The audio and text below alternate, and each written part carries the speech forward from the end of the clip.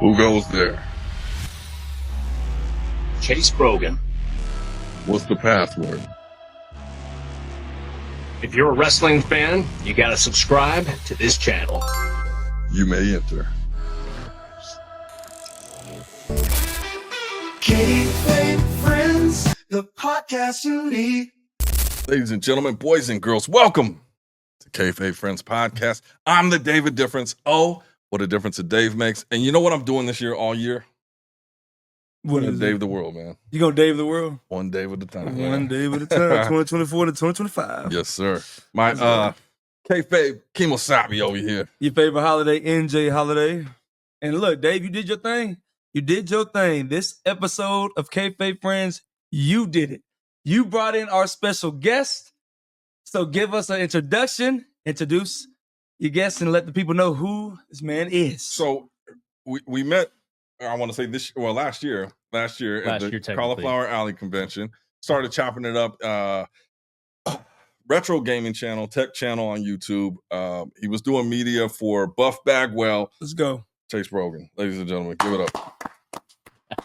Thanks for having me, man. Yeah, Appreciate it. I'm glad that you were able to come through because Absolutely. I know you. I thought you would be here all week, and Yep. then when you said you're leaving tomorrow morning, In and I was out, like, man. In and out. Yeah, let's make this happen. So I was telling him, yeah, I'll get him on the show. Let's go. Let's go. Let's get I some appreciate it, content. man. Thank you so much. Yeah. Welcome to the Appreciate show. you Thanks new for taking kid. the time. Of We course, really of course. appreciate Yeah, it. we really do, man. Yeah, Really especially like you in and out. You're still making the time for Kayfabe Friends, the podcast you need, ladies and gentlemen. Let's go. So a new kayfabe friend of ours, and we're just going to talk wrestling. I mean, we just came off of the Golden Gimmick Awards, so we talked about the year end in 2024. That was exciting. Now it's 2025, and a lot of things moving. So we're going to talk about your YouTube history. Okay. We're going to talk Sure. about your journey in the professional wrestling industry All right. and things of that nature. We're just going to shoot the shit. You know, last night was a huge night for wrestling. Ooh, a huge night for wrestling, a huge night for real American beer. That's what it was a real huge night for. Let's go. I'm a real American. Shout out Let's to get it. Real American Beer. Yes, sir. We're drinking it here. That's the only thing we drink here. No water, no nothing. Real American Beer. Shout out to Hulk Hogan. I'm missing my Yeah. So can I get mine? Can I get my NJ Holiday, he had drinks last episode and he didn't finish them, so Oh. he's suspended for the next 3 episodes. I thought it was no, come on, man.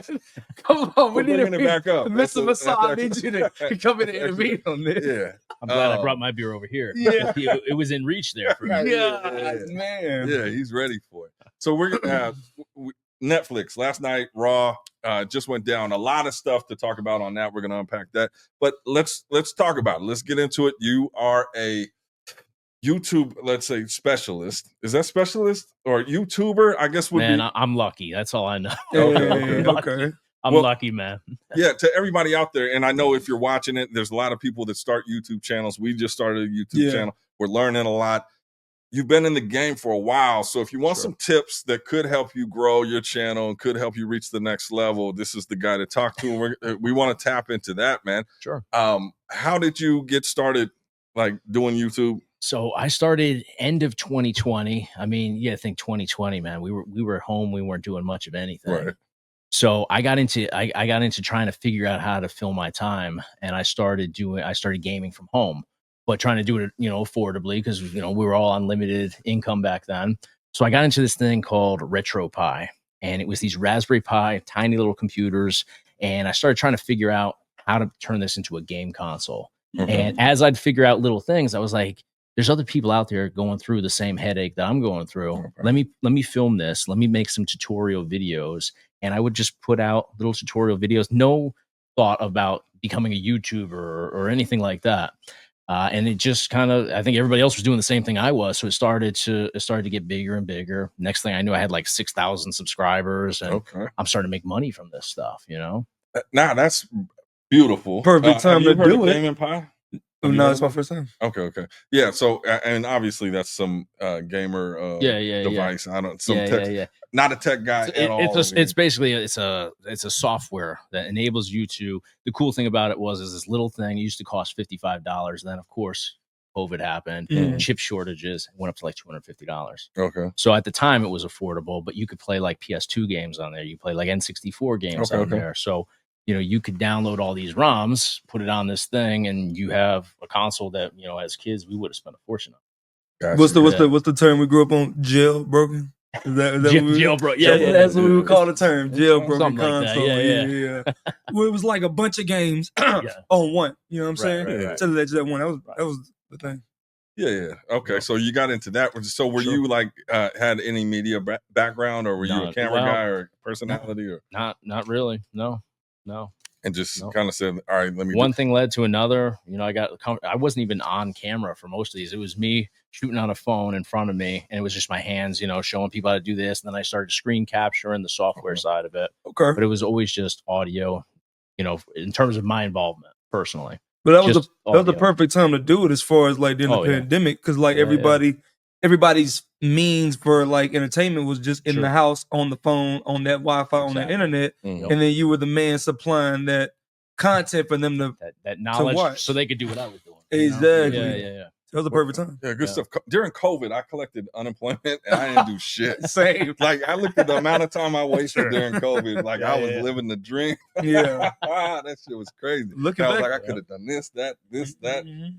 But now I'm sleeping. Well, that's the other. I mean, people had money coming in from that maybe to spend some money on, a $55 thing, invest their time into it, and make it something better.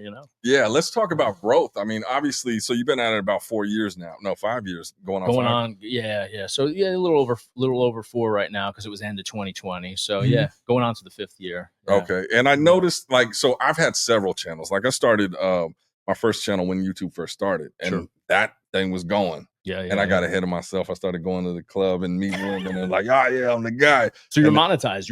I was, money. In the very beginning. This was in the very beginning of YouTube, and we got too cocky, dude that you just met. Like it was a comedy skit show. We got too cocky and was getting invited to all kinds of parties, and we stopped filming. You talking about Stream King? Yeah. Oh man. Okay. Okay. It was something else, but we got ahead of ourselves. And since then, I've started several channels, and it's like I'm almost like want to be a perfectionist, so I'll put so much into editing, and then it's like after 4 episodes, it's like, okay, how long can I keep this up? Right. At what point? I mean, obviously you're doing the tutorial videos, but were you looking at it to get monetized, or were you just doing this as? I didn't even know monetized was a thing at that point. So I was just doing this honestly just to share what I was learning about, what I was doing with more people so they could do it. And then I hit like 1,000 subscribers. I think you had to hit 3,000 watch hours back then, and I got this notification you could be monetized, and I'm like, well, this is great, So I do what I had to do for that. And then I think the first month I made like $100, and I was start thinking, all right, I made $100 and I'm just kind of half-assing this. What if I actually try to do something, So then I started, doing some review stuff after that. And then some gaming stuff. I tried to do gaming stuff because I thought, the coolest job in the world would be to sit there, play video games, and get paid for it. Yeah. It didn't work out for me, but sound like a dream. But I'm jealous of anybody that can do that. Right. But for me, it never worked. I had to find knowledge or value that I could provide people, and then they would watch it. So now I do review stuff. So I'll review, and that's why I'm in Vegas. I'm at CES. I work with a bunch of brands that are new to Amazon, and I'll review products. So the value in that is people don't have to go out and buy the product to learn, what it does, what the performance is like, and stuff like that. So I think if you could provide value to your viewer, you can make it in YouTube.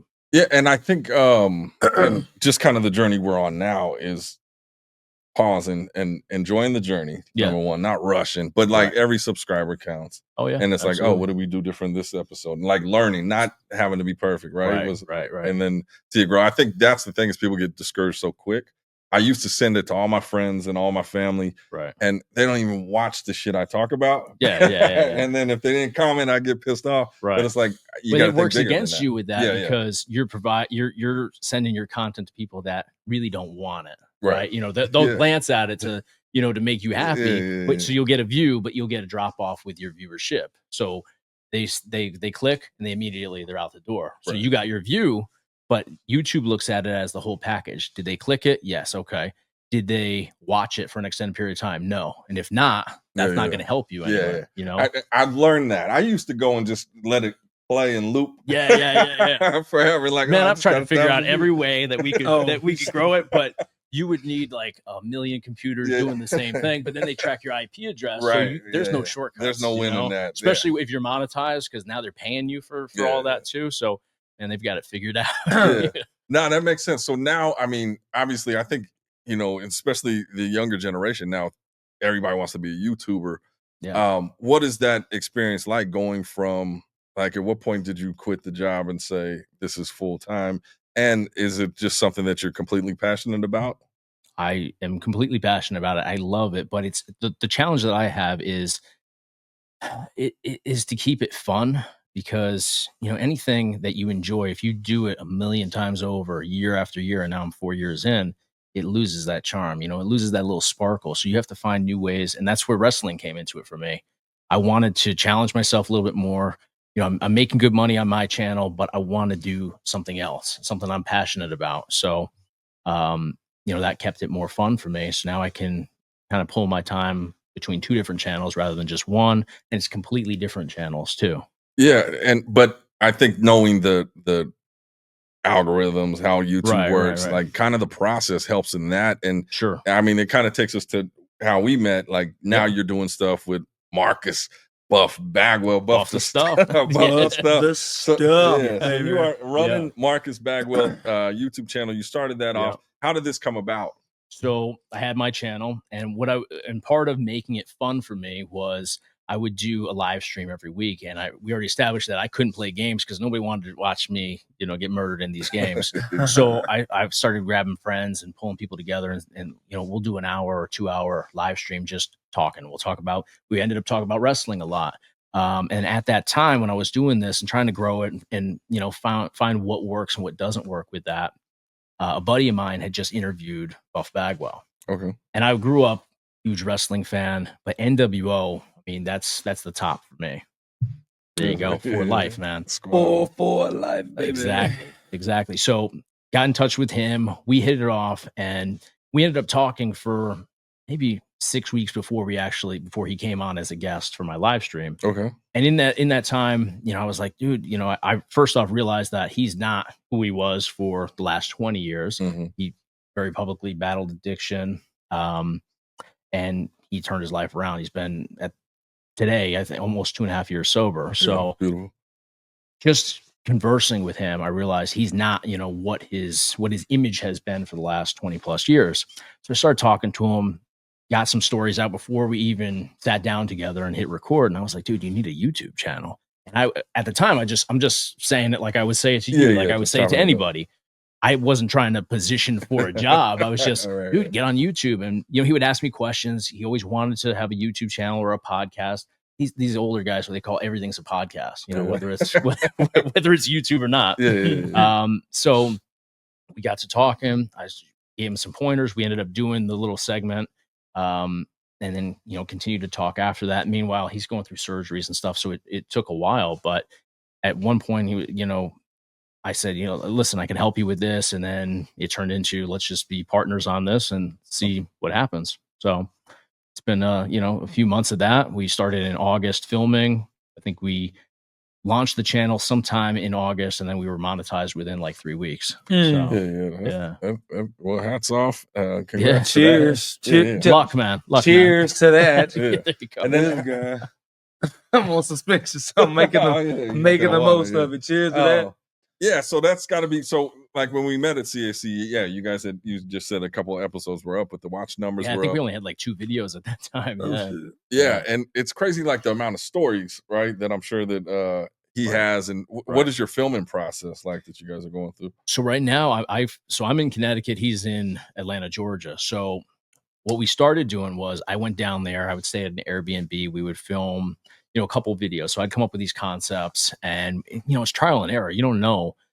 Anybody tells you they know what's going to do well on YouTube is completely full of shit, because nobody knows until it comes out. You don't there's stuff that I'm like, dude, this is gonna kill. We're gonna invest a bunch of time in this, and it does nothing. And then there's stuff that, like, we had a segment that I pulled from our live stream that was just us talking about it, and a story came out about how Rick Rude held Sting up at gunpoint. I saw that one. Blew up. Okay. Meanwhile, this is from a live stream, so I didn't travel for this. We have no money into this video, just this segment, this 8-minute segment that we clipped.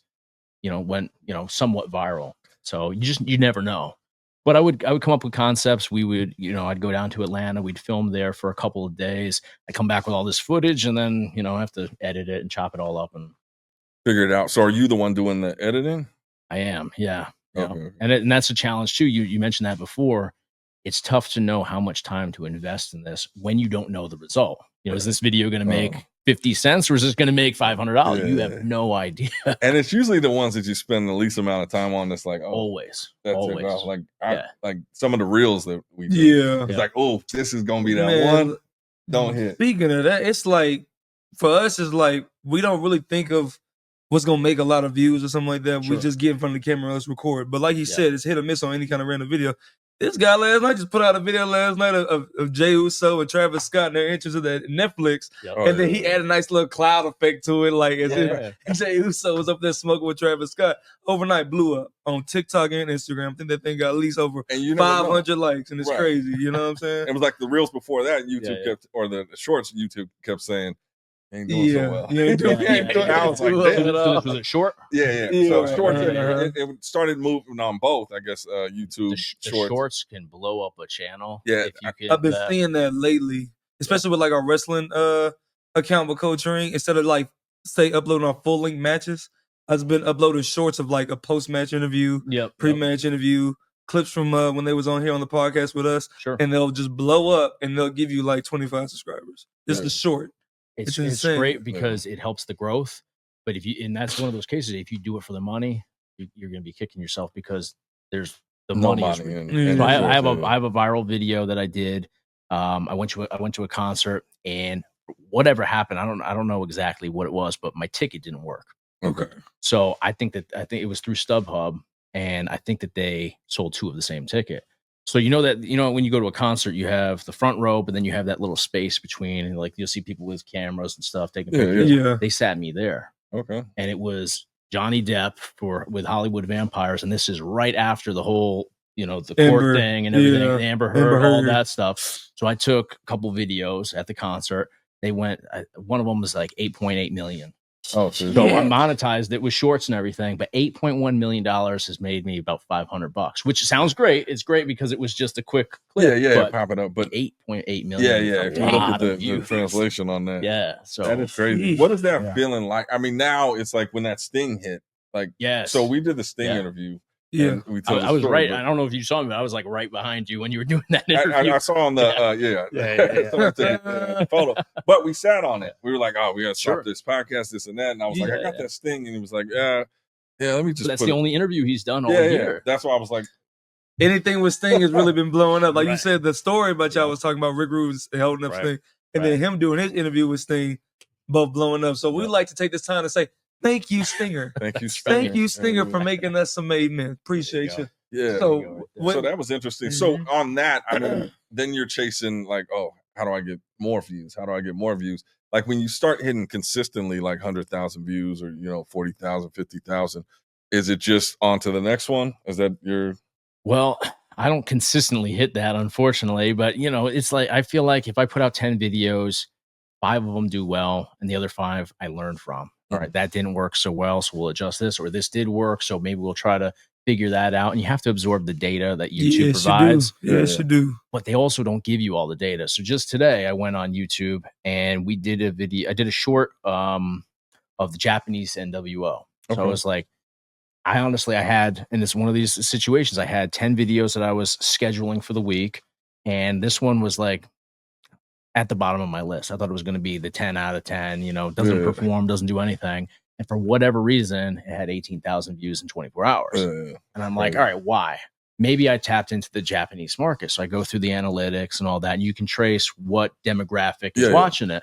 Well, they don't give you all the demographics. So it says 33% from the US watched it, 0.02% from Canada, 0.01 from, I think, the UK, and that was it. I'm like, where's the rest of the data? So I still don't know if I tapped into the Japanese market here because it's Japanese NWO. So I'm still like, I have no idea. But I got to go home and figure out how we can throw something else out there to see if we do it again. Let's find out Japan got their own YouTube. That's what's going on. Maybe they can't collect the data. Maybe it's something like that. So it could be. I posted that CAC speech of Negro Casas. Yes. Because I was started looking at his videos and doing crazy numbers. I don't know much about him. I did a little research, but I was like, let me post this, like, and I put it up for an hour and nothing hit.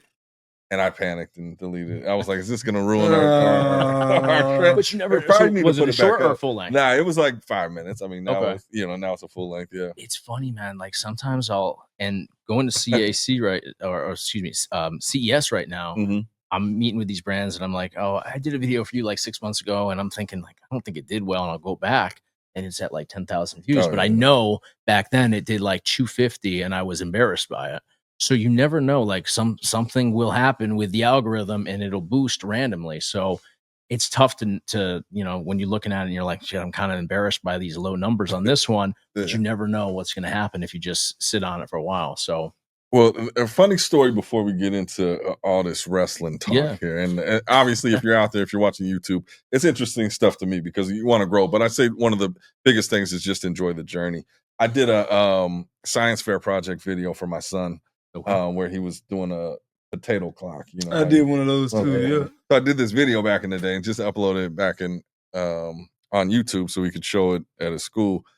And I went back and looked. It's like 70,000 views on it because people, again, a lot of people are doing that experiment. Right. At school. So I was like, oh, that's the biggest video we ever did. And what kind of shit is this? Hey, you can't question it. You got to take a win where there's a win, man. Yeah. So I'm with it. So let's talk about, obviously you connected with Buff Bagwell, but you had to be a wrestling fan to, get into it. Like, where did that love for wrestling start? Oh man, the first match I remember was, and it's not a great one, but it was Hogan in WCW, and I think it was pretty early to when he got there, and it was him against Big Bubba Rogers. Okay, yeah. So that's what I remember because I was born in '90, so I missed the '80s, but I would go to Blockbuster or Hollywood Video, and I would rent the VHS tapes. And I'd watch, WrestleMania 4 and 3 and all that. So I learned about Andre and early Macho Man and Steamboat and all that stuff. So I absorbed that. But at the time, it was WCW for me. What was, so that time frame, what's going on in WWE? Well, the time frame when you talking about Hulk Hogan and Big Bubba Rogers? 94? 94, I would think. And remember what I told you? I started in 95. So now I don't know what was going on there. What was going on? We got him stumped on that one. Yeah, that's a win. That is a win on that one. I hear he's a savant with it. Yeah. Get this guy a beer. Yeah, I got me on that one. But yeah, so during that time, you see where we're at. We're at the Dave Cave. You see all these nice memorabilia, these nice little moments, the collectibles and stuff like that. Scanning the wall, scanning the table. Is there anything that kind of like pulls on your heartstrings a bit that you see that you just remember? Right there, Ric Flair, WCW. Okay. That's the one. Let me see. Can I put it in the shot so they can see? Hey. Okay. All right. Destroy the set. Yeah. Why not? Here we go. That's it right there. Okay. And I think that you see it's all kind of beat up. It was in some garage sale bin, and I it's sealed. It's still sealed. So I'm like, all right. Ric Flair was your guy. So Ric Flair was definitely my guy, but this. To me, this is where it's at right here. When you get to see all the other ones that were out. So I remember this instantly takes me back to the Nasty Boys. Nasty Boys with all the paint splatter on the outfit. Nasty Boys pre WWF before they got beat down by the acolytes and kicked out of the organization. But yeah, I like that. So yeah, WCW Ric Flair, like I said, the 16-time world champion. I just saw he was trending on World Star. Because he gave waitress a $350 tip on a $415 bill. I also saw him lacing his boots up, though. Oh, working out. So we seen another Ric Flair final match? I hope not. Yeah. A funny story, I was at dinner at Toca Madera out here, and I parked in the wrong parking lot. And the crew that I was with, it was like, oh, you should have parked over here. And so when we left dinner, I go to Cosmo where I parked at, and they go where I should have parked at. Oh, there's Ric Flair. They all send me pictures of them and Ric Flair. I'm like, are you fucking kidding me? And they're not even wrestling fans. They was like, oh yeah, they just want to rub it. That's the thing with Flair, though. I mean, he's an icon. You don't have to be a wrestling fan for Ric Flair. Yeah, everybody knows Ric Flair. Yeah. Would you want to see another Ric Flair match? Did you watch his last match? Yeah, I didn't want to see that one, but none of us did. I mean, I'm a huge Ric Flair fan. That's my, when I think NWO, WCW, he's WCW. But no, I don't want to. I mean, How many matches has he had since he retired from WWE? He's had 20? He's had 20? a few, because remember when Sean, Sean put him out the TNA, past year at WrestleMania 24 in Orlando. Right. He went on the TNA and had a bunch of matches with Jay Lethal, Bobby Roode. Which it was okay. It wasn't bad. You know? It wasn't like you shouldn't be. It wasn't terrible. We'll put it that way. Right. I agree. It might have been borderline bad at times, but he still had. I mean, how many years removed was he before he did the last match? I mean, that's a lot. Oh yeah, damn. That was decades. Like, I mean, that was like in 2022. I want to say. Yeah. So his right. last match before that had to be at least 11, 12 years. You're right. I mean, we were all sitting there watching this, thinking he was going to die in there. Yeah. Oh, he thought what did he say? He had 2 heart attacks. Wait, did he? Did he fake a heart attack? Yeah, he did. I don't think he faked it. No, he did. No, he faked a heart attack. No, they said he had like 2 heart attacks during the match. Legit, because I remember he had a move after he had suckered him in with the heart attack. And then, yeah. I think I know he faked one, but he might have had maybe the real the one. other one was real. I think for that career, the match that he had with Shawn Michaels should have been it. Yeah, but that's the way to go out. He always talks about how, like, especially Ric Flair is. That is the lifestyle, like the women that even when they saw him at the casino, he's arguing, drinking with security and arguing at security about shit. It's like, that's his lifestyle. Like, he doesn't know how to quit. If you watch the documentary, he's just like, I don't know how to turn it off. This is it. So I mean, it's one Ric Flair. Take it or leave it. Yeah, it's not. Yeah, that's what you get. But love Ric Flair. He is the guy, man. But there's a legacy that you don't want to see deteriorated at all, because you want to remember him like this when he was at the top of the game and he was like the man. He was the face of the franchise, 16-time world champion, styling and profiling, willing and dealing, kiss stealing. You know what I'm saying? That's how you want to remember him. Nature boy. Yep. Yeah, that was your favorite wrestler. I wouldn't say. I mean, who's your favorite? All time favorite wrestler. He's right there, man. I gotta go Hollywood Hogan, man. There it is. And it's not the week to be saying that, but it's not the week at all. Brought to you by Real American Beer. Right there, you go. But yeah, I mean Hollywood Hogan with the heel turn. That's my guy. I mean that's when I think of wrestling, and anybody that says that Hogan doesn't belong in the the top 5 or whatever, that's the Mount insane. Rushmore. Like, come that's on, insane. who made the most money? That is insane. That's who goes in there. Well, he doesn't believe it. Every time I bring up Hogan, Suburban don't give him a beer for an extra week now. I mean, yeah. Man, a week now. No, I'll give it to you. I'll give you the flowers. Like you said, Hogan fan. I guess it's the wrong day I picked the Shawn Michaels shirt because when they had their one-on-one match, who won?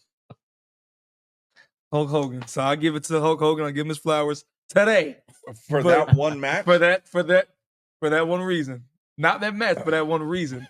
Okay, because like I said, with Hulk Hogan, like I said, I wasn't alive when he was on top for 8 straight years, I believe, or something like that. Before he went off. Was it? 85? Like 20 years? There wasn't no 20 years. 20 straight years. Didn't they kick him out in 93? They kicked him out in 93. They didn't kick him out. Yes, Nobody they kicked did. him out. They kicked him to Hollywood, if I remember correctly. Who kicked somebody to Hollywood? That's a choice. McMahon. He's like, hey, man, it's time for new generation. It's time for Bret Hart. It's time for Shawn Michaels. It's time for Razor Ramon. It's time for Diesel. Were those the lean years? I forget that. Yeah. So, and we're going to get to this in the Raw recap, but since we're on the topic of Hogan and NWO, my first thought, and obviously he got booed pretty bad. Yeah. Pretty bad. Number one, first I was like, oh, this ain't good. Jimmy ain't know what to do back there. Hogan waving that flag. Lord Jesus, what made me come out here with this guy? He's trying to wave those boos out the door. Yes, he was. Yes, he was. Oh, he said, oh, Lord, what did I get myself into? I should have known I should have came out here with this. Go ahead. None of that was for you, Jimmy. But I was thinking, and somebody was like, yeah, Hogan got booed out the building. But I was like, remember when he used to do that as Hollywood Hogan, and that was his job. It would have been nice to see him just, fuck everybody. I mean, I think the problem was that he stuck to what he intended to do, and it didn't work for the room. Yeah, that was it was awkward, and you saw it on his face too. He didn't know how he was going to handle that. I think. No, we knew what he was doing. I am a real American coming out here to promote real American beer, so he knew what he was doing. It's like the situation; it could work out. Because like I said, if they're booing you, they got some kind of interest. You can flip it, like you said, Hollywood Hogan. Hey, last night we lost Hollywood Rock, but he essentially bowed out. I think that's what that was. He was shooting a movie. We'll get into that. Okay, all right. So no more Hollywood. Hollywood Rock. Let's get a Hollywood Hogan. I'm with you. Yeah, nah. So when it came to that, it was interesting because, it didn't feel good. Number one, because that's my guy. But I could see where it came from, and he even said, and here's what I heard from the backstage rumbling, is he knew it would be 50-50. Like, it'd probably be 50-50 when he goes out there with the political ties, with all the stuff from the past. And you've seen over the years when he comes out, sometimes it's hit or miss, and then it is dependent on where it is. It was just such a big stage last night. And then the boos and then the thumbs down. Like, I was like, are they booing? Then when I seen that, I was like, yeah, they booing. They're booing. Oh. It wasn't 50-50 though. No, I think it was. I think it was like 28. I wish it was, but yeah, it was 8% booze up in there, 20% cheers. Maybe Jimmy back there with that flag. That's the thing about wrestling fans, like us wrestling fans, is like, it's that mob mentality. Oh, right, take over the show, and then it becomes funny, and then it's like, let's boo the hell out this guy. Right. But like, and I'm gonna do a whole separate video on Hogan and what he brought to this industry. And you're gonna try to change the narrative. Oh yeah. Well, no, it doesn't need to be changed. It just is what it is. But I think that he knew what was going to happen, and WWE said they'll schedule his appearances in different towns differently. Because California, I mean, it's a blue state or something. I think. Probably not the state for him. He just did the Trump stuff, and that's a big part of it. Yeah, for sure.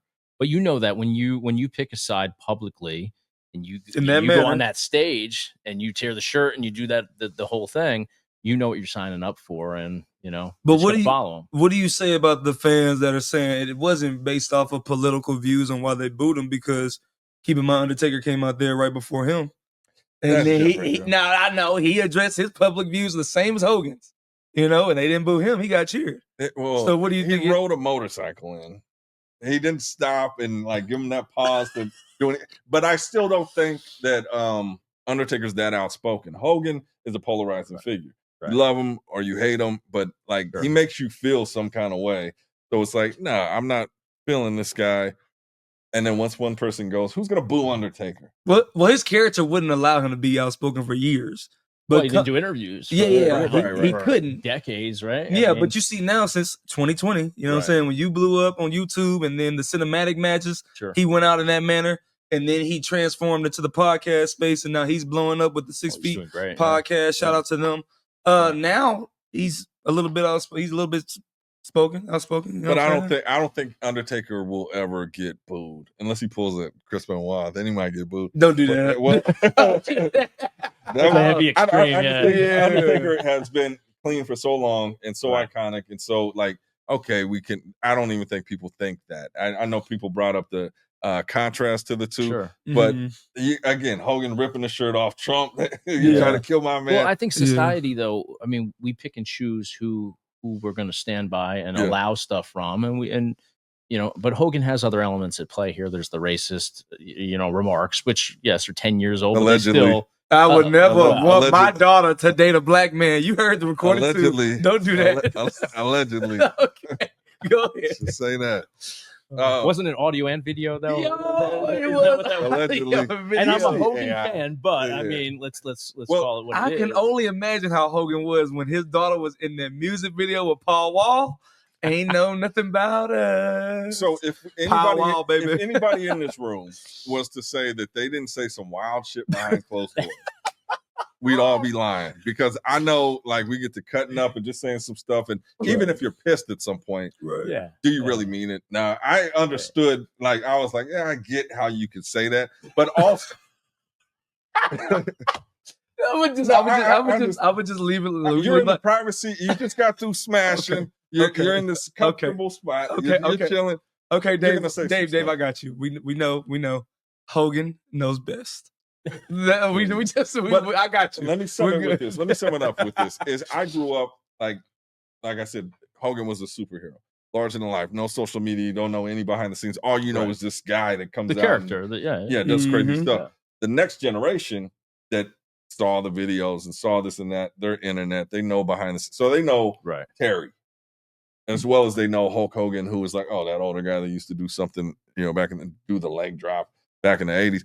Like, he changed the game. And so I see that. When I saw him out in Florida at 1 year ago, we was limping. Hogan's Hangout. I teared up. I was like, that's my guy right there. Because he was just this bigger than life guy. And I'm like, damn, that's tough. He gave so much to this industry and so much to my childhood and a lot of people out there. But a lot of the people that were booing him, I can guarantee you they were probably born after his heyday and, just heard the rumors or whoop or don't know their wrestling history. For shit. So go fuck yourself. Oh, wait a minute. Don't do that. Don't go fuck yourself. Go subscribe. Go subscribe to the YouTube page, y'all. We love you. Keep it kayfabe. Go subscribe to the YouTube page. Right. But I like that. I'm interested to see your video on the history of Hulk Hogan. Yeah. Like I said, this interesting dynamic between us, right? It's the golden era, right? Versus the ruthless aggression. It's not versus. That's like we're fighting. That's what it is. Like mixed with. Okay, mixed with the ruthless aggression era. Well, that's what I grew up on. Though. So why is Hogan not your guy? Is it just because of the time that you got into it? Just because that was the time for Hogan, though. A year after you were born was his resurgence. Right.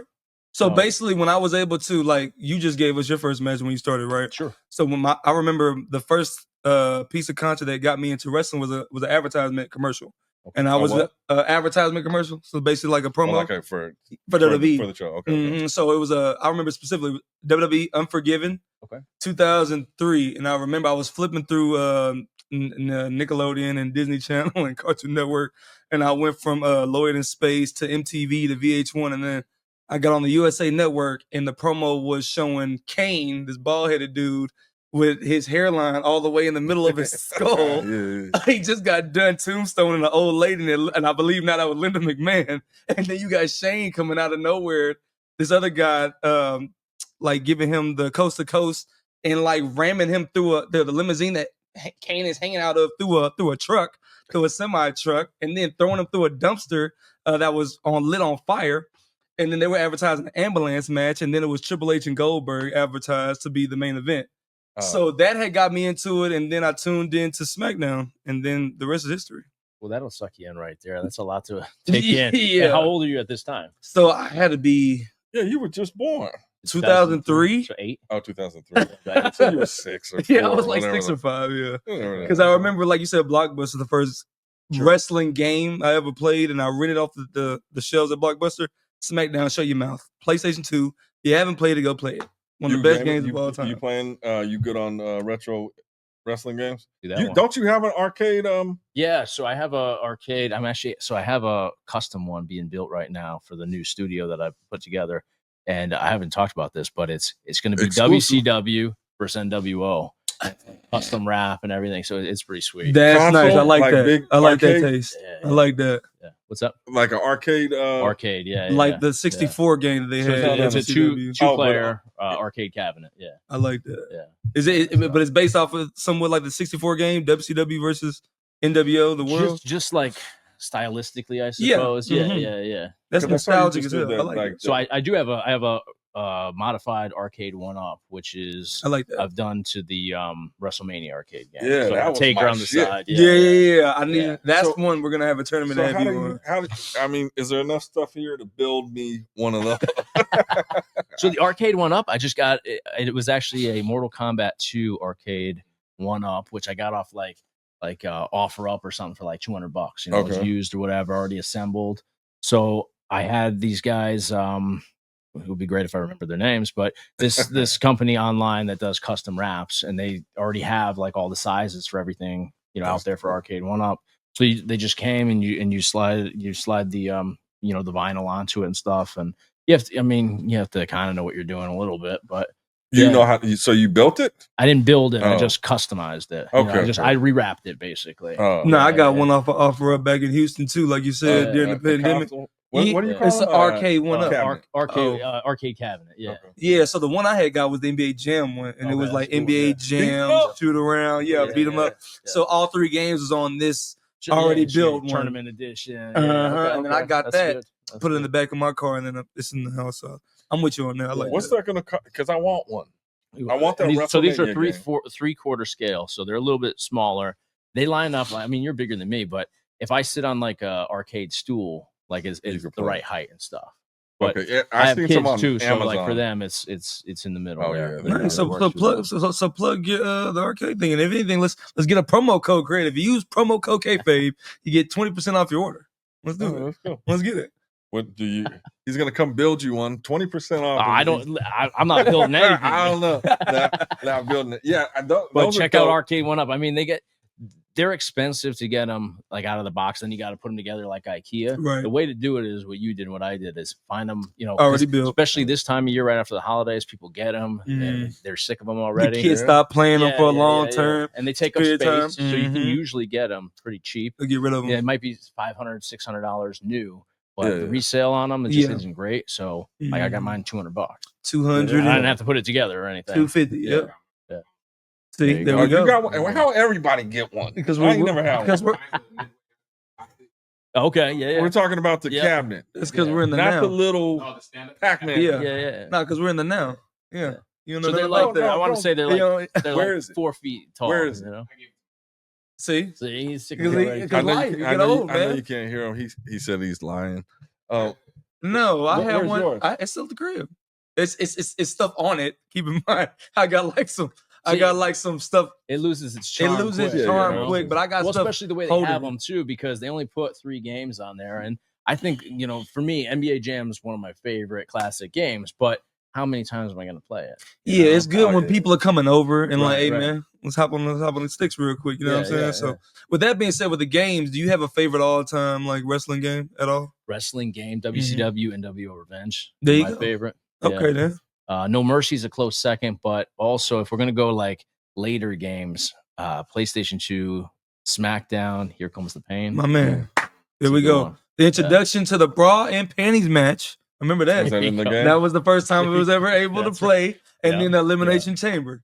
So it was a big game, big game on PS2. That was I think one of it's those. Brock's first one too, right? He's on the cover. I think it was the first one with Brock Lesnar. Yeah, no, Oh, Brock. no, yeah, that was his first one as the main cover. Okay. They threw him on Shut Your Mouth. He was in that 5-man Oh, okay. lineup, and it was like All right. Triple H, Booker T, Chris Jericho, Kurt Angle, and it was Brock. Okay. Yeah. I can never get on those games. So the WCW NWO Revenge, Nintendo 64. insane. Those and the WCW one, insane. And then I couldn't get with none of the SmackDowns, like the Really? controls, the graphics. I was like, this is the gameplay. You're The showing your gameplay. age a little bit, but that's all right. That's all right. I'm telling We still you, the love it. game- All right.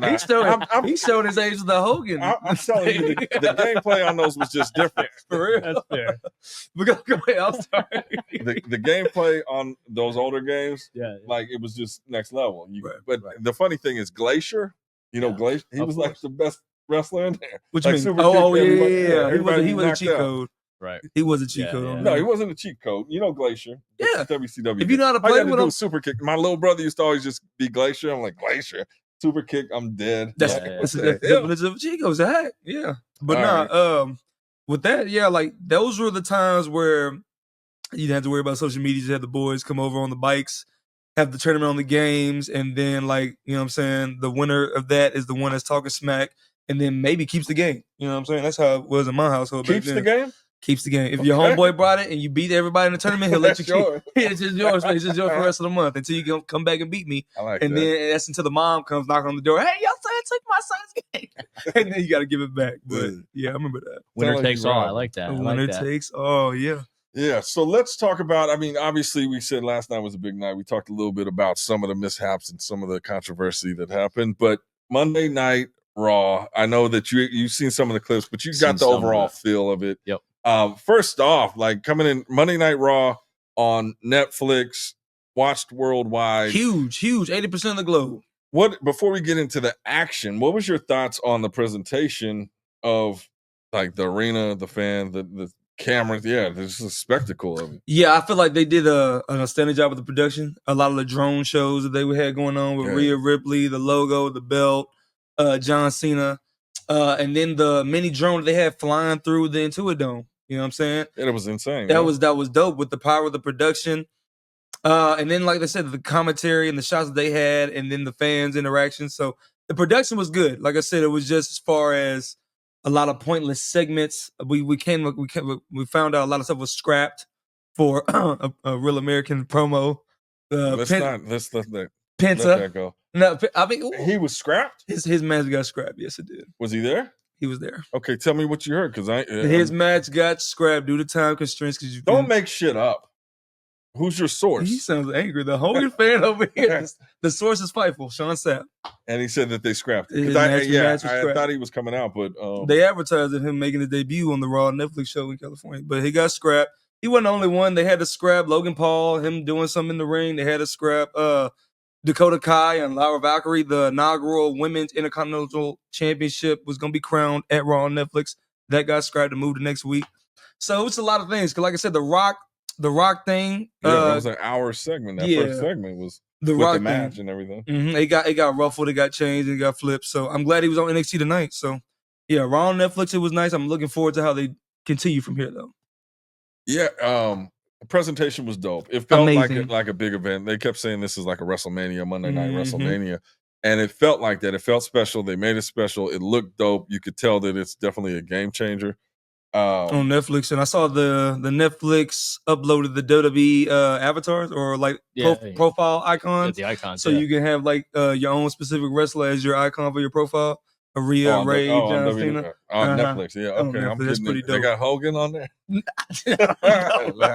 He might be. He might be. I just saw a few of them, but maybe. Yeah, that's dope. I love what Triple H said at the press conference was they were like, "How are you going to keep this up like tonight with an amazing show?" And he said, and I could reference it to like Sopranos. It's like every episode's not a banger. Some are filler episodes that people are like, oh, that episode sucks. But when you go back and you just see how it filled in the pieces. Yep. So he said that's how they're looking at it. And that's often as wrestling fans, we're like, this week sucked. No, I like that. It was a Game of Thrones analogy. I like that. Yeah, I know he said, but we were talking about Sopranos. So I love Sopranos too. I'm just like, for the people that don't know Sopranos, maybe they know Game of Thrones. That's all. Right, yeah. You gotta have those slower nights though to tie it all together and stuff. Yeah, it was just a big night. So I think everybody goes back next Monday and we're wanting some more like that fix. But then it's like WrestleMania's coming. Chill out. Like we'll get there. But yeah, I think last night was a spectacle. And shout out to Jordan Oasis, front row, baby. WWE's newest ID prospect. Was he in the front row? He's in the front row. Yes, he was. Where was he? Who was he sitting next to? He was sitting next to, I think it was some other social media people, but I remember seeing him when CM Punk and Seth Rollins was killing each other in the ringside. He was over there. Out there. You saw Topanga. You know what I'm saying? Daniel Official, yeah, she does not age, man. Nikki Bella, she still looks good. Yeah, we saw O.J. Jackson Jr. O.J. Jackson Jr. Who? We saw Vanessa Hutchins. Oh, thank you, buddy. I appreciate it. Thank you. Hand me the case. Might as well just. Thank you. But yeah, they had No. I was just putting it. Give me this too. Hey, right. Okay, here we go. Real American beer. Y'all get y'all's. Go back to Boston. It should be out in Vegas too, man. Hogan, go ahead. I got your back, man. Send us a case out here. Let's take a real American sip, y'all. See, we need to have this. We need a soundboard for you, man. Because right now, when we take a sip of the real American beer, you can play the "I am a." You just play it. Demonetized and all that. Yeah. I think it's like, would I get demonetized for that? I think depends if it's that how quick. Long. Probably if it's 5 quick. seconds. If it's quick, but it's funny, man. Like, and it can be later too. Yeah. Because we had a video out for like. Quick. Listen. America. That's America right there. And a can, baby. Or maybe the soundboard can just be brother. What you gonna do, brother? You know what I'm saying? It doesn't have to be music. That won't get you in trouble. So you'd be safer with that. I think we can do that still. Right, so we got a new. I don't want his blood pressure getting high. His cholesterol getting high. I need him primed and ready for WrestleMania. Toast to WrestleMania here in Vegas. Yeah. Oh yeah, Road to WrestleMania has begun, and we're excited. And last night had me amped and thinking of all the possibilities. Let's talk about this. We got the only tribal chief now. Solo Sikoa laid down last night. Roman Reigns. A lot to unpack in that whole segment, that match. Yep. Obviously, The Rock came out, started it. I was ready for it. My prediction was he's going to come out because they just announced the High Chief thing about him, and I thought he was just going to trump everybody. That's what I thought doesn't matter too. who's the tribal chief. I'm the High Chief and run some shit. Right. But he came out. And it looks like Final Boss, no more. I was just about to ask you that. What happened to the Final Boss? Because he came out there. He looked like it. He just looked like it. Yeah, he looked like the Final Boss. Didn't sound like came out there and and praise Cody Rhodes, who he just got done busting up and pinning and talk about his mama and everything else and beating him outside in the rain and stuff like that. And it comes out, nobody's carrying this company like Cody. So, yeah. And then I just think the final boss bowed out, man. I think that's what happened. So he bowed out. What do we think? Speaking of that, all right. So, and we'll get to Roman Reigns, but yeah, what is that? I mean, it's always good seeing The Rock. I mean, that's the guy. But the final boss, man, he's yeah, he's right there. So this is my question based off of what he just said, right? And everything that happened on Raw and Netflix and what we just elaborated. What would you, Chase, have liked The Rock to come out there to do last night on the premiere of Netflix? What would you have liked the High Chief to have come out there and done? I think The Rock should have tough one, but I would have come out as the final boss. I would have kept that going because you gotta even if he's not gonna come out to WrestleMania this year, yeah, you can't just drop it. Right. It doesn't seem like the natural flow to it. Right. It was kind of out of nowhere because it was like, I'm coming. Oh, this ain't over. Well, we just saw him at what was Bad Blood. He came out. Oh yeah. Did the whole throat gesture? If you noticed when Roman won, if you seen Heyman in the background, he was hesitant when he got in the ring. Like there was this eerie go feeling. back and watch. I saw like as if maybe don't pull the trigger now. Don't do it now. Maybe way down the road. So, maybe Rumble, Elimination Chamber. Maybe it was like I'm TKO. I'm on the board. I came out. I played nice. Yeah. And now, hopefully, I mean, anything can happen in wrestling. Yeah. But that's the match I've been waiting for. And the Cody Crybabies fucked it up last year. Yeah. And I was like, give it to me this year. Yeah. No Diddy. No. But all Batista. Give me what I want. Give me what I want. You know what I'm saying? So, yeah, all Batista. But yeah, man, he did a complete 360. Like you said, Bad Blood, the throat slash. Right. And then you got Roman and Cody in there because you could have flipped and said, okay, this wasn't for Cody, it was for Roman. But you come out there and you kiss the ring of Cody Rhodes. And then you come out there and you kiss the ring of Roman Reigns and you put the Ula Fala on him and essentially like acknowledge him yet again. So it was a huge night for Roman Reigns, who ended up getting announced for WWE 2K25, so to speak, cover announcement for January 27th. Be on the lookout for that. So good night for Roman, good night for Paul Heyman. But damn, it was Roman's first singles match since I think WrestleMania 40. I think so. And he came out there he came out there in the Kobe 9s in Kobe Country. In Kobe Country. So shout out to the only OTC, the original Tribal Chief, Roman Reigns. Shout out to you and Paul Heyman. So looking forward to where they go now. Yeah. And real quick, you got a thought on where the final boss or The Rock, is he going to be at WrestleMania? I would love for The Rock to be out here in Las Vegas in the Allegiant Stadium. Help us sell that thing out. Help us sell up all of our other stuff that we're going to be going on. So yeah, I feel like if they want to make another pivot, let's have Roman and Solo do another match. Let's have them do something. I don't think they need another one. Well, I mean, this is the first one, which is crazy. Well, this is the first one-on-one match. I'm interested to see what happens with there's Jacob and that's what I'm saying. Yeah, they still follow Solo now. So we that's going to be a good episode of SmackDown, which is now 3 hours. So I'll be looking forward into that and make the most of those 3 hours. But yeah, I would say run it back at the Rumble. Let's have Roman and Solo run it back in some type of way. Put the Ula Fala on something. I don't think you can. I think we did the Ula Fala thing. Okay, so let's just have it. Solo wants his get back. He wants his rematch. You know what I'm saying? That's his first initial loss to Roman. So because he pinned Roman, it's 1-1. He pinned Roman in a 6-man tag match. So it'll be interesting. There's a lot. That's the thing. That's the beautiful thing about wrestling. Again, there's so many beautiful things about this business. It can go any direction. Somebody's gonna be pissed. Somebody's not. Somebody's gonna boo Hogan. Somebody's gonna cheer him. You know, you never know. Wrestling fans are entitled to those opinions, and I mean, there's a lot of passion involved with it, man. But whatever happens, let's just keep on keeping on and keep the rest of the Samoans away from the weed. Travis Scott and Jey Uso inhaling all types of stuff up there with the kids right next to him. I said, Lord Jesus, but came out like an OG. Nah, since we're there, that was interesting. Yeah, I mean, is that a Netflix thing? Because WWE didn't seem to give a shit. I would assume so, because is that even legal to be smoking weed? They said it is legal in Los Angeles now, in California now. I know that weed it's a Cali baby right here.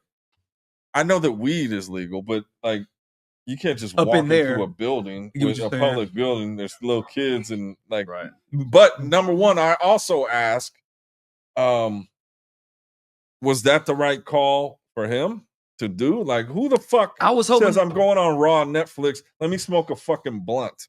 Travis Scott does. Is And that what keeps in mind, Triple H just got on the press conference. He was talking about afterwards, hey, me and Travis, I like that Travis says one thing about him as he's a creative musician. You know what I'm saying? When I call him, when we get on a call, he gives us like tons of ideas. And then we put a lot of these ideas on a piece of paper. We rendezvous again within a couple of weeks, and we'll either take some ideas off and put and keep those on. So the plan is to keep Travis Scott permanently in the fold. So whatever he did, like I said, with the blunt was obviously okay with them. But I really think that I was shocked. His involvement was really mainly based off of Netflix. Just like the football game that they had for Christmas Day, Netflix had Beyonce advertised the halftime show. Mm-hmm. So I really think that Netflix is like funding these special musical guests. And then obviously it works because Travis Scott was already a WWE fan. So yeah, I'm already looking forward to seeing Travis Scott's involvement at WrestleMania. Right. Don't you can't just repeat the question. Okay, go ahead. Go ahead. Don't you think that they've always been?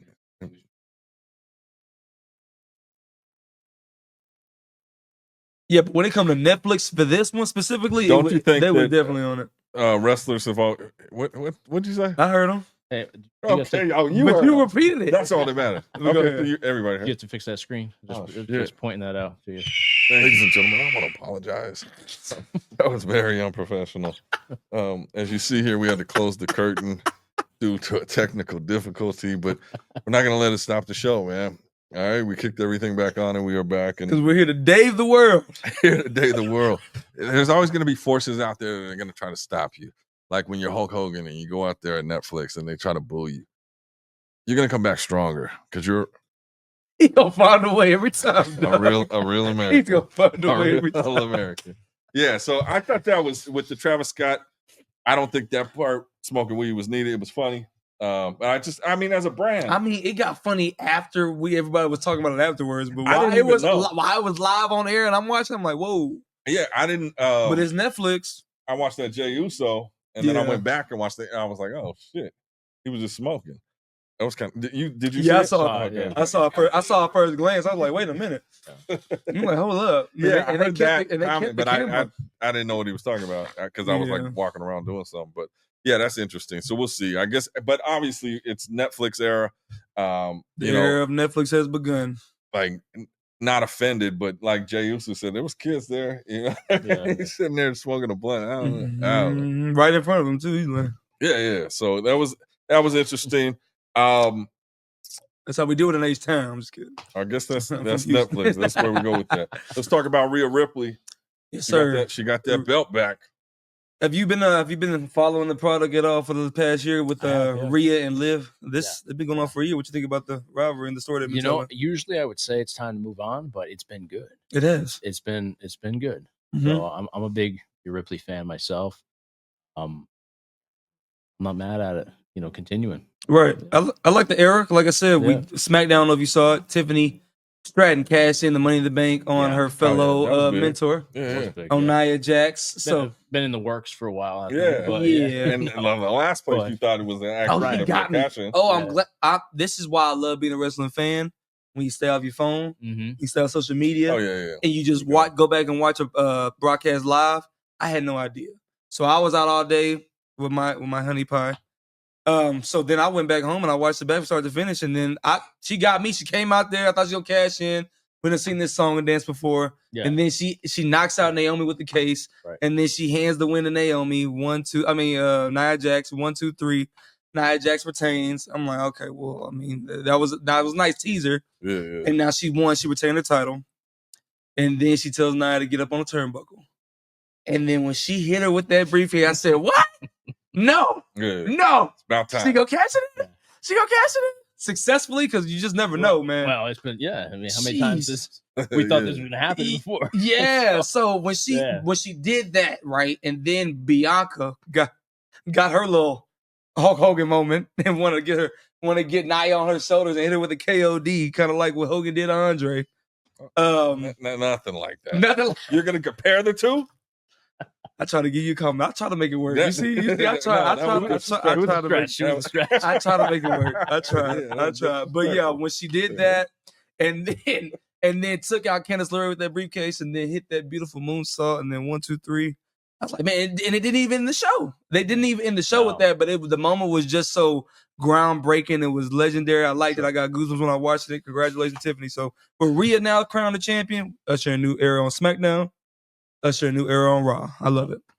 Yeah, WWE is fucking killing it. Yeah. And I think that is, it's one of those just show up, you never know what's going to happen. Right. And before usually it's so, okay, wait for the pay-per-view. Something might happen at the pay-per-view. Right. Now it's just like must-watch TV. Like the energy in wrestling right now, especially WWE, is just like insane. It's like they say, one of the hottest periods. I mean, we talk about our heydays of the periods that we love. So I think this is a generation everybody is loving. Yeah. You know what they're calling it?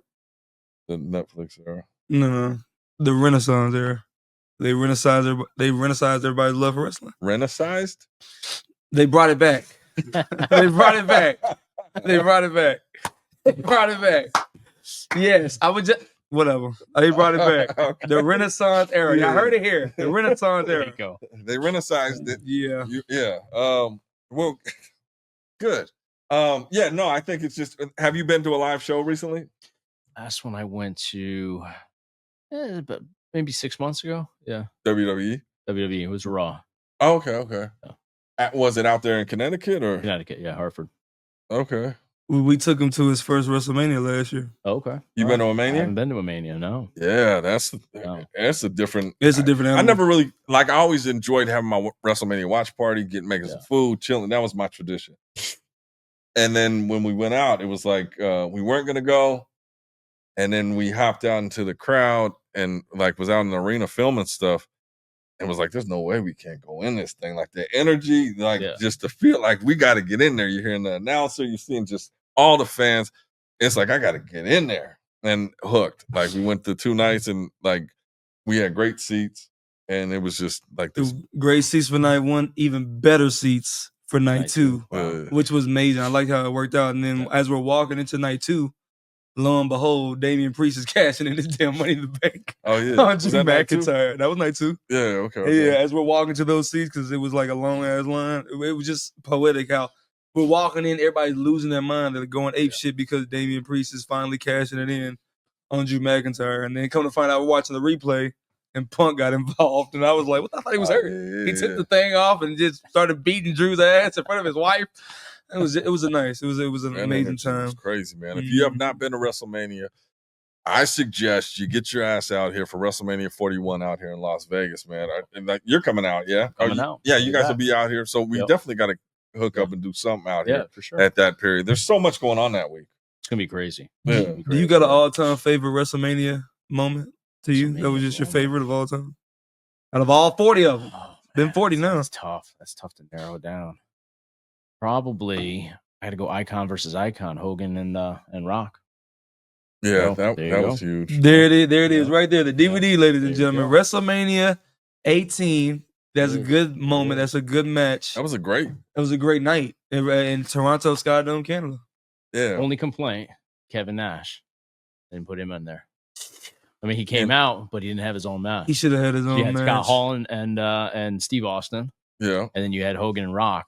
Oh, yeah, Nash didn't have anything. He wasn't even beefing with anybody, was he? Yeah, he was. He was beefing with Rock and Austin. Rock but like you said, Austin had his match. He was just coming out with them, you know? Yeah. Right. You know what's crazy? You said that a perfect opponent for Kevin Nash on WrestleMania, I feel, could have been. He wasn't on the card either. He was in WWF New York holding up babies, shaking hands, and media credentials. But yeah, Big Show is a good honorable mention. But Kane, I would have had Kane versus Kevin Nash. What the fuck did he do on that second run? What he do on the second run? On that run? He tore his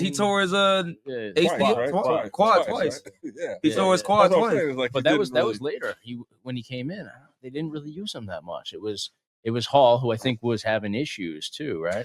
Well, yeah, because like I said, he made it through 3 successful pay-per-views. It was No Way Out, WrestleMania, and Backlash, and then that flight from hell from the UK is when him, X-Pac, and them all went crazy. So was that it? Yeah, that was it. That was in 2002 when they was coming back from Insurrection. Yeah, that was it. But yeah, Nash, I would have had him in there with Kane.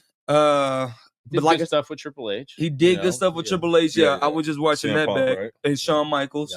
They tagged. And then Jericho cutting his hair. Right. He had a nice little match with loser hair. Punisher, he was going into filming that. Yeah, 2003. Nice call. Yeah, I forgot he was in the Punisher, and then would go on to be a part of The Longest Yard. That was a good movie too. That was nice. Yeah, good old. What was your favorite WrestleMania? Mine. My first one. So the first one I ever watched, like I told you, Ruthless Aggression era, was WrestleMania 20. So my favorite moment of all time, it just Chris Benoit, Eddie Guerrero in the middle of the ring. Great match. Yeah. So the moment was them just hugging it out with the confetti dropping. Eddie's the WWE champion. Chris Benoit's the World Heavyweight champion. Both guys that came into the WWF together from WCW with no promises of success. You know what I'm saying? Putting it all on the line. You don't know if it's going to work. And then keep in mind, Eddie's first match in the WWF, he broke his elbow with the frog splash on SmackDown. So then came back from that. He still ended up getting fired, but he came back from that and then won the WWE title from Brock Lesnar. Chris Benoit beating two of the greatest wrestlers in the game, Shawn Michaels being one of them, Triple H being the other. And then them just closing out the show at Madison Square Garden. And then keep in mind, these guys have been wrestling for years at this point. We're talking about 15 plus years for both of them. And they finally just got their moment on the grandest stage of them all, the showcase of the motors, WrestleMania 20. So, yeah. Well, good. WrestleMania was always the thing. The only one I remember that I wasn't a huge fan of was the one in Vegas. And the one where they had it was like hella people in the main event. Mick Foley. WrestleMania 2000. It had the green digital. Yeah, was that it? Yeah. WrestleMania 2000, but the number was 16. Yeah. Yeah, 2000, right? And it was McMahon in every corner match. You had Vince McMahon, and he had The Rock. Yeah. You had Linda McMahon. She had Cactus Jack, Mick Foley. Okay. And then you had Shane McMahon. He had The Big Show. Mm-hmm. And then you had Stephanie McMahon. She had her husband, Triple H. And this was 2016? No. This is the year 2000. Oh, okay. The year 2000. But I was saying 16 was the number of the WrestleMania. I remember on that one, so we had cable, and that was the first time, like this was before the network, you could watch wrestling all the time, before YouTube. And this was in your home city of, your home state of Cali. Yeah, this was in, it was in LA, right? They had a all-day wrestling stream on the cable, and I was like, oh, cool, but they kept showing shit I had already seen. But I was so hyped. Let's get to WrestleMania. But I was hyped because that was the first time they ever did 24 hours wrestling. And I was like, this is crazy. And then the WrestleMania, I remember, maybe I was wrestled out by that point. At that point. I've been wrestled out before. Yeah. We saw that after WrestleMania 40. I ain't gonna lie. But after WrestleMania 40, I was wrestled out because of the. That's a lot. It's a lot for one weekend, but then the build up to it, the final boss, he kept us on our ones and twos. That was one of the most seat of your pants, you know what I'm saying, type of build with The Rock on every SmackDown, every Raw. It was just, I was wrestled at that point. And then I wasn't even worried about Backlash. Couldn't find out France blew that thing off the roof, made it one of the most memorable pay-per-views of the whole year. The crowd out there was insane. Yeah. Yeah, well, there you go. You already know WrestleMania 3 was up there for me. That was definitely. But no, we know why you like WrestleMania 9 that was out here in Caesar's Palace. The way that ended. No, I didn't like that one. You didn't? No. Okay. It didn't have that feel to it. Like it just was. It was corny. The matches weren't. But that was also the ending was corny. That was a period when I was phasing out of the Hulkamania stuff. I was getting into girls. It was like wrestling was. I would just check in, and I tell this story. But so I was out, and then I heard Hogan's a bad guy. I was like, what? Wait a minute. So I went and rented that Bash at the Beach back. I'm like, what? NWO. What is? Then I started renting everything NWO, and it was like right when they started. So that's when I got back in. I was like, here we go. So it was just the three of them at that point. Yeah. It was just the three. I had no clue. They had I got no out business. of wrestling. Then I heard they had no business. They had no business adding the Giant. He had no business being added. They didn't need to add him. They had no What business number did adding he a go lot of people. He was number 4. Number He was the 4. 4th one. I feel like they could have kept with them 3. Well, there's a lot of people that shouldn't have been in NWO. Well, it started with the Giant. Well, half the roster was in NWO. Yeah, It started with him. Yeah, it was like this. Who was 5 then? Ted? Number 5 had to be Ted. Okay. And what's his name? 6. Virgil. Yeah. And then I want to say Mr. Perfect maybe after that. Wasn't it Ravishing? Rick. He came in after he left Raw. Yeah, right? but yeah, that was DX. definitely after Mr. Perfect. Yeah, it was definitely after him. Yeah, then it just got convoluted and By time 97 but like came you around. said, you were saying Buff top 5 NWO, and I agree. For me, I mean, I'm biased now, but I've always felt that way. I always felt it was just. I mean, and he was in NWO for a while too, But I think it's Hogan, Nash, Hall, obviously, and then it gets tough if you're going to count Bischoff. He's got to be in there. Yeah, Bischoff was dope. But beyond that, I'd say Steiner, Buff, and then Virgil. Virgil? No. I'm saying Virgil was like was like what's this? Yeah. No. I think they were just pulling that WWE guy stuff. Right. Like they Did try he to even pack have in matches? everybody. I mean, he just came out. I don't with, think he he came had- out with Buff a lot. he had matches. You just didn't remember. Yeah. He had matches on Nitro. I don't think that was his role at all.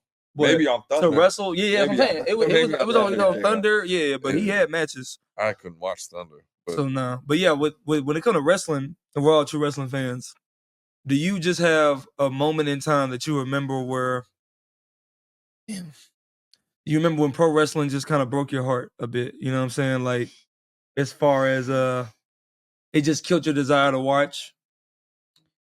I lost interest. People are gonna hate this, but I love it. When Batista was like your top guy, it started to go. And I have nothing. I like Batista, but it was just that time period. I started to lose interest. I hated JBL. So when he was your top guy, I didn't want to watch. Yeah. But now I can go back. I can respect it and say, all right, JBL did his job, right? Yeah. He, in my opinion, today is one of the best heels ever because I hated him. Yeah. I didn't want to watch. Maybe I hated him too much to where I didn't want to watch it. No, you're right. He was at the border kicking his back. It was wild. It was nuts. Yeah. But I'm with you. So that was 0405. And like I said, keep in mind there was a transitional period for the WWE. Right. If you go back and talk about my favorite Mania moment, right, with Chris Benoit and Eddie, the reason why JBL had that opportunity, keep in mind, all the talent they lost in those months from WrestleMania 20 just to Backlash next month. Was it to WCW? No. They just the contract expired and people just wanted to do other stuff. Like Brock Lesnar left to go do NFL. Goldberg just let his contract expire. He didn't want to resign. He didn't want to do the traveling anymore. Rikishi, they lost him. They lost from the Divas division. Sable would leave. Scott Steiner left. It's a lot of people just left. A lot of the top guys. Just left the roster to where rebuilding sort of process. So with JBL at the top at that time, I just remember watching a documentary. He had cut a promo on Eddie Guerrero, and it was Undertaker and Vince and Gorilla, and then Vince just looked at Taker. He's like, "Damn, I'm gonna have to actually make him my WWE champion." And then Taker was like, "Yeah," because he went out there. He was promoting the match they had coming up at Great American Bash. Whose match? The Eddie Guerrero versus JBL in the Texas Bull Rope match. Yeah. And then he went out there, he just killed the promo, and then lo and behold, they gave him the belt. Wild match. And then keep in mind, Angle broke his neck again. Yeah. So he couldn't wrestle for a period of time as well. So it was a huge transitional period. And Stone Cold left, Rock left. I mean, so that's why. And that's the thing, like being a wrestling fan, is there are eras and times where you're like, and have zero interest in what, but you'll still, what's going on, you'll you keep your ear to it, And then if you see something, it's like, oh, maybe they'll draw you back in. There's just those periods. Like, again, like Triple H was saying, like everything is not a banger. Like this has been going on for so long, so episodic, so many years, like so iconic. And it's so crazy because I don't know a lot of people in my real life, that like wrestling. It's like, oh, wrestling, I'm at my job and they're like, oh, wrestling. Yeah, nobody watches wrestling. It's a big fucking joke, right? It's a big fucking joke to everybody. But it's like the biggest thing ever. Like, now it is, as far as the ratings, it's bigger than with Netflix bigger. now. I mean, forget about it. It's huge. It's bigger. Like the social media attention they get is bigger than NFL, bigger than NBA. Right. And I'm just shocked at how many people. But it has been for a while. I think people are closeted with liking wrestling. Yeah, It's that thing you don't want to lead with, Yeah. right? Like we all know everybody likes wrestling here, Yeah. so we're safe. But you don't lead with that. Now I think you do more though. It's more mainstream now. There's less. Yeah. But yeah, I could see it. It used to be like we're not going to talk about that. Right. But now because we're so entrenched in it, it's like that's probably all I talk about. Right. And you just got to deal with it. But, Right. I mean, it is what it is. But a lot of people they went to watch the Vince McMahon documentary. And I've just heard people like, oh, it was so boring. And like that was magic. What your thoughts on the Vince doc? Did you watch it? I thought it was going to be worse than it was. We didn't learn, like for us anyways, we didn't learn anything. Yeah. We already knew everything about we knew everything. Yeah. I think that's what it was. Mm-hmm. But I think that it shined the light for, your casual fans or your people that aren't, that watched it in 98, 99 and haven't really tuned in much. They know the name Vince McMahon. They know, there's a dicey reputation, but they don't know the details. Or, they heard some of the craziness, but they don't know the full story. Yeah. It kind of came and went. Yeah. And that's what I was like, give me something I don't know. And it was like, right. It was a great documentary. I don't even think they touched on everything, really, Yeah, it brought back a lot of memories. Like, oh yeah, this, and like it took through the whole era of my life. Right. But I was, so it was good stuff. And back to Raw. I mean, obviously one of the biggest matches that everybody was talking about was CM Punk taking on Seth Rollins, which, I mean, this is a blood feud. These guys hated each other. Right. Did it do justice? For me watching it, to start off the rivalry, I know this is the first of a powerful saga that they're about to have. CM Punk and Seth Rollins, because Drew, they had 3 matches. So with the way they started off beating the hell out of each other, no wrestling holds, just straight fist to face, and just all out brawl instead of a wrestling contest. I like the story that they was telling. Me being a wrestling aficionado, though, the finish seemed a lot similar. To another finish that happened in another place. Almost exact. Almost exact finish. And if y'all know what I'm talking about, let's take it back to 2022. Sure. CM Punk's last official pay-per-view match in AEW.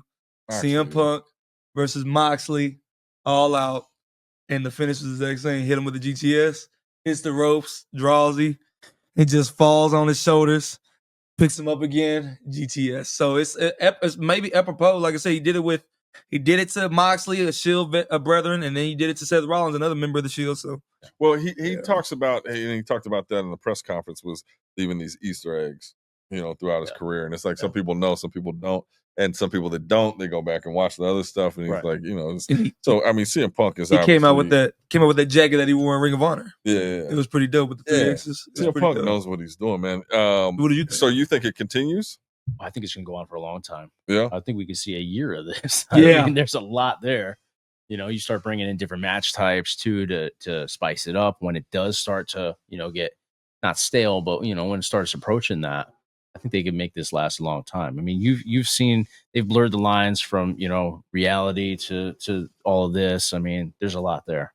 Yeah. I think it'll be good, especially that promo they ended the year with. I mean, zinger after zinger, boy. Oh, you saw the promo they had last week? Yeah. Boy, I saw that. Yeah, and it's interesting because they had hyped up this whole thing even more. I mean, if Netflix wasn't enough. I mean, that was great what they put together. Yeah. It was a hell of a match, and it was almost a match where you would think that was the final match they were going to have because they gave it their all. Right. It was a clean finish, like both were exhausted and just put everything into it. You make a good point, though. I mean, they have a lot to live up to now to carry it further, but I think they'll do it. And CM Punk was like, "That's done. I'm going to WrestleMania, Royal Rumble Championship. I'm not worried about anybody that doesn't have a title." Right. I don't know. The match I watched was like, this felt like the number one contenders match, you think? No, it felt like it was the last match they were going to have. Mm-hmm. Seth kind of was like, all right. I don't know. They might make us think that they're going to break away from it and then bring it right back around, with Royal Rumble. Elimination or something. They'll cross paths again. I don't know. Yeah. I'm just interested to see after a banger like last night, Monday Night Raw on Netflix, what's next? I mean, that's the thing, is like they're keeping your attention. Right. And then also another big moment and a big thing on this road to WrestleMania is John Cena. I mean, he got up there. What did you think about what he had to say? I liked it. It kept it straight and to the point, kicking off the Fair World Tour last time in LA. A buddy of mine that was watching it, when he said, "Oh, I see why he wore those colors in LA, the blue, over there in Inglewood." So I like what he said. Kept it short and sweet. The Royal Rumble. Now, do you think that they're gonna go that route? Have John Cena his last year win the Rumble, and then go on to fight for a chance to become a 17-time world champion? Versus Cody? Maybe Gunther. It's tough to call, man. I could see them going either way. I kind of thought, up until this point, that they were going to just bring them out, for the year, have them look decent, but not put them in that highlighted spot. Right. But I don't know. Well, he says he's looking for a lottery ticket, right? Like he said, there's a lot. There's the Elimination Chamber. There's the Royal Rumble. Right. I could see, like, from a storytelling aspect, is here he is, his last run, and oh shit, is he gonna get? Is he? And then at the end, it's like, no, he doesn't. Who But could we compare that run. to? Who else had a similar run like that? I don't think nobody had a full year. Cause like I said, I like what he's doing because he's going out the way Kobe Bryant did. You know what I'm saying? He made an announcement before his final season, 2016. This will be my last full season. This will be my last time playing at these games. And then each city he went to, it was a big deal. The All-Star game in Canada, his last one-on-one matchup with like LeBron James, stuff like that in 2016. And it was just a big deal, and it was big, and it was landmark. It was life-changing. So with John Cena doing this, saying he's gonna run the table, full schedule this year. Full schedule, yeah. But WWE, they're gonna keep his appearances like short, sweet, and special. So he's not gonna be there every week. He'll be there every month, maybe at every pay-per-view. Yeah. But yeah, the based off of that, him talking about his last match in December, why not have him win the title at WrestleMania? Why not have a title run? And then somebody in SummerSlam beats him, or maybe a Survivor Series beats him. You know what I'm saying? Why not? If you're gonna go all the way to December. But I could see it because he never won the IC title too. I could see him maybe finally doing the 17th world title reign. If he doesn't do that, maybe he finally just becomes a Grand Slam champion in WWE and wins the Intercontinental Championship, the one title that he has not won. I can see that. Yeah. I can see that. I think that now it's in his final run. I mean, obviously it's exciting for all the fans, but I think it's an opportunity more so for him to have those matches that he hasn't had, that we all wanted to see, and to game up some of the younger generation and put them over. And I think that, fans show up for Cena. Plus, he sell a shitload of merch. Yeah, yes he is. You see, we see what we got. We got the lunchbox. Oh, we got we got the figures. Yeah. So based off of that, I can continue with this segment that we do, and it's catered to John Cena, but he's in the category. But you can go any other route.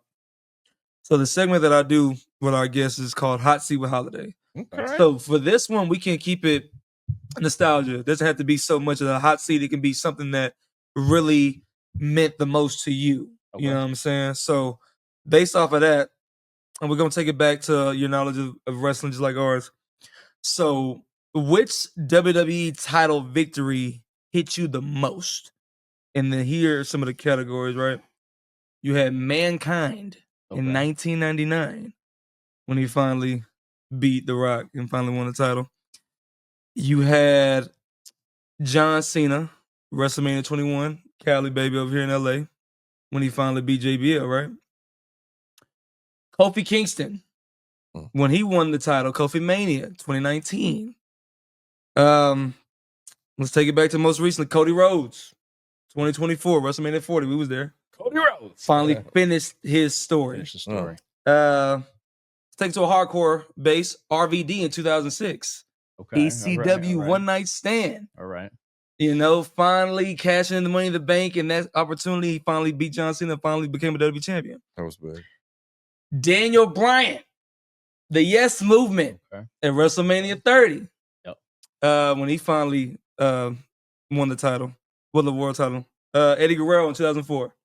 Brock Lesnar. And then you can't give him 20. No. This is the last two. You asked me earlier though, what broke my heart, and then you just brought it up. Okay. RVD, when he won, he didn't have a stretch after that though. He did not.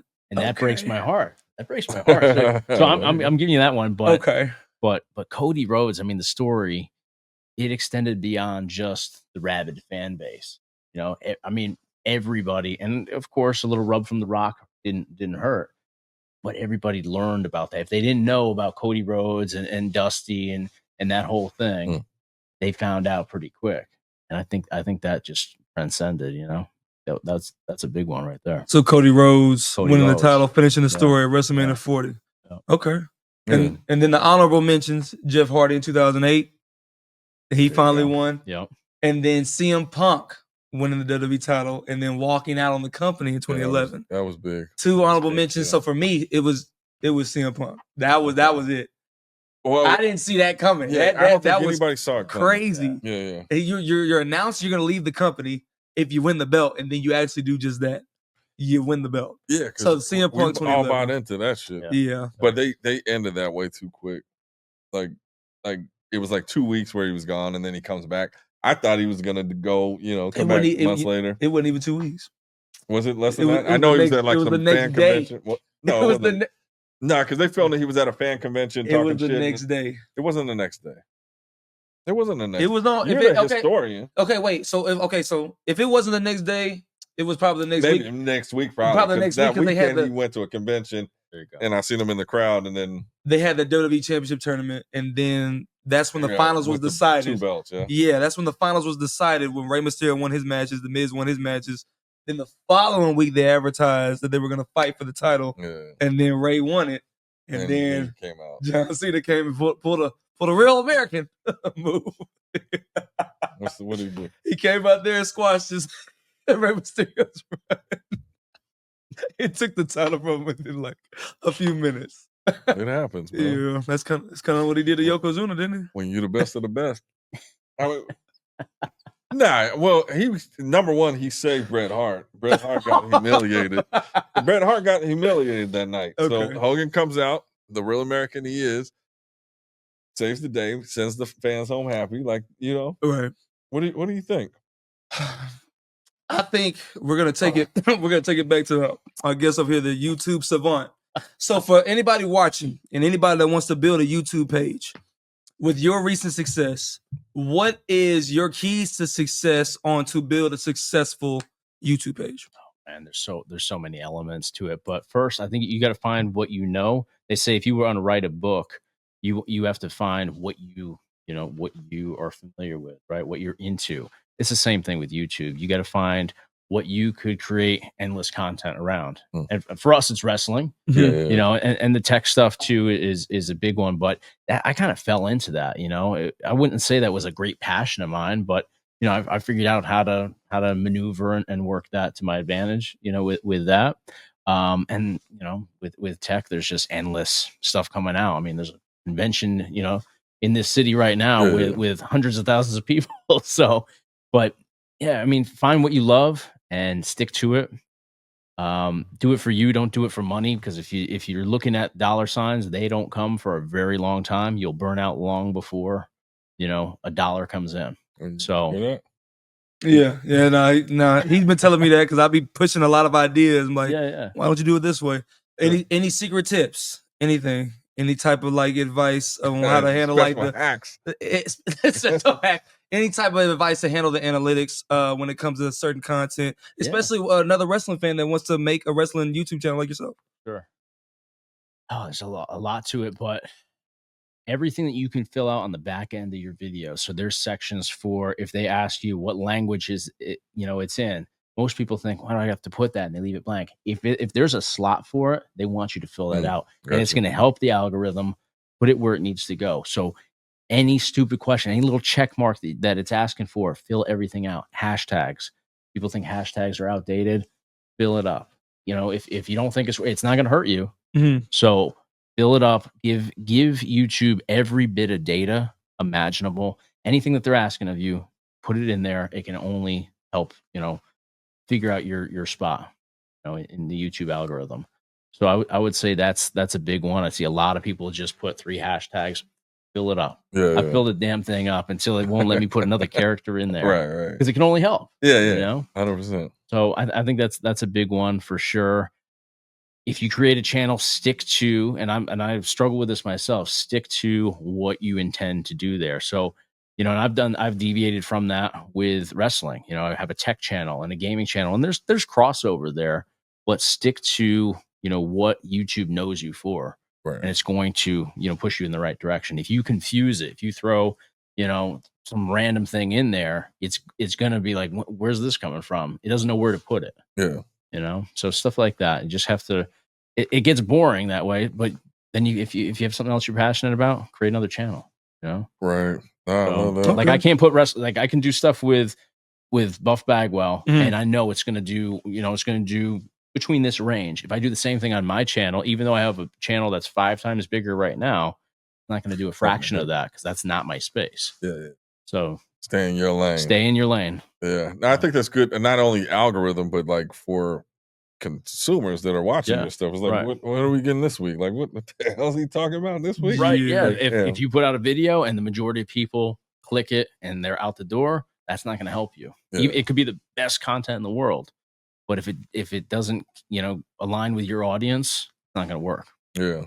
And I think, go ahead. My bad. Do you got a favorite, like a video, a piece of content that's very successful on YouTube that you would like recommend for anybody to see as the first video for your channel that you think they would like? For my channel? Mm-hmm. Well, for me, it's just tech stuff. So like, it's not for, I don't know. It's very niche. With Buff Bagwell, I guess any video where he's talking about something that happened in WCW, like he has one where he walks through the final WCW Nitro. Yeah. Oh shoot, that's a cool one I because like that. It gives that behind the scenes, experience of what that was like. So stuff like that just kind of, it kind of captures what the channel is about, the behind the scenes take on things that the public knows, but they don't know it from that perspective. Somebody that was there, somebody that was Buff Bagwell. You might have heard it from somebody else, but that affected people very differently. And for him, we know how that, turned out for him. So the name of that one is called, I want to check that out now. So that one is, I think it's the final WCW Nitro. Okay. You just type that in with Buff Bagwell, it'll pop right up. Yeah, I haven't even seen that one yet. I definitely want to check that out. There you have it. So as we move forward into 2025, I know you got a lot of stuff on your plate, shaking and moving. And you said you're home once a week. Well, this month is a brutal one. So we're in January, and I'm out here for the better part of a week. I'm home for like 3 days. I go to Atlanta to film with Mark for a few days, and then end of the month I'm in Indianapolis for Rumble weekend with him. So it's tough. We're thinking about it. We're still debating on getting out there. We'll make it happen. Go ahead, tell people like what you got coming up. What's going on with the Buff channel, and also your retro gaming channel, and tech channel, and how they can get a win hold the of Rumble, you, how they can follow you, and who you think will win the Rumble. Who do I think will win the Rumble, man? Well, we'll start with the other stuff. So I'm Chase Brogan. Very simple. You can find me Chase Brogan on YouTube for the review, tech reviews, gaming reviews. It's gaming tech is what I, kind of call it. But Chase Brogan there. I'm going to actually launch, I think, a new channel. Okay. I haven't really talked too much about that, but I want to, I'm around a lot of wrestlers. I've made a lot of connections. So I'd like to, do some interview stuff with different people, but that's going to be like a passion project. I don't think I'm going to try to I'm not looking at the dollar signs. Like I said, That's something I want to do because clearly I have so much extra time. All right. And then the Marcus Buff Bagwell YouTube channel, if you like, and this was actually our goal. Even if you don't know who Marcus Buff Bagwell is, I think that his stories will resonate with wrestling fans. Yeah. Just to have that behind the scenes take on things that they may have heard about. They might not know who he is. Modern day fans maybe don't go back that far. When you started watching wrestling in 2003, he was off TV and hasn't been back on since then. He was off TV in 2001. So were you? Well, I guess you went back and watched. Yeah, I went back and watched it. But everything he just said. Do what I do, ladies and gentlemen. We're gonna subscribe to my man Chase Brogan's highly successful YouTube channel. 116,000 subscribers. I like it. Good stuff. I'm already subscribed, I appreciate it, guys. I appreciate it. Put me on game. That's why we're here, man. Everybody learn, everybody listen, everybody check it out. our new Kayfabe fam over here, a new friend of ours, huh? Right. Soprano style. We want to thank you guys for tuning in. It's been a hell of a journey, and have a safe trip back home, Thank man. you. And thank you for having me. I appreciate it, man. WrestleMania week. Let's do something. Absolutely. Let's do something big. Yeah. Something big is happening. That's Road right. to WrestleMania. That's right. We've been talking since I met you. Yeah. There was a connection. Yeah. You know, It's happening. Yeah. It's And happening. I saw the Sopranos thing down over here at the on. crib. So sealed the deal, right? sealed there. the deal. We appreciate you guys. That's the difference. NJ Holiday, Chase. Yay! David Difference and NJ Holiday, talking news and wrestling all day.